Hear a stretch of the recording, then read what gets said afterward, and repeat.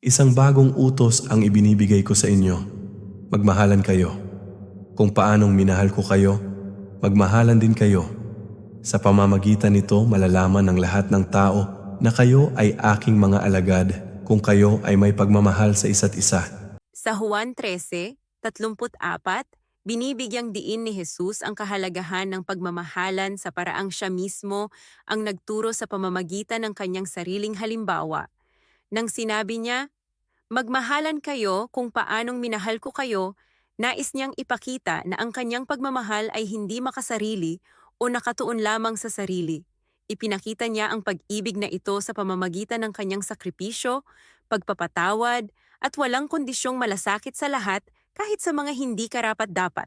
Ang paliwanag ni Jesus dito ay isang paanyaya sa kanyang mga tagasunod na tularan ang kanyang uri ng pag-ibig, isang pag-ibig na nakahandang maglingkod ng may kababaang loob at sakripisyo. Ang kanyang buhay mismo ang nagbigay ng konkretong halimbawa kung paano dapat magmahal. Isantabi ang sariling interes para sa kabutihan ng iba at magtaguyod ng isang komunidad na puno ng pagkakaintindihan at malasakit. Sa ganitong paraan, ang pagmamahal mula sa kanya ay nagiging batayan ng tunay na pagkakakilanlan ng mga kanyang tagasunod.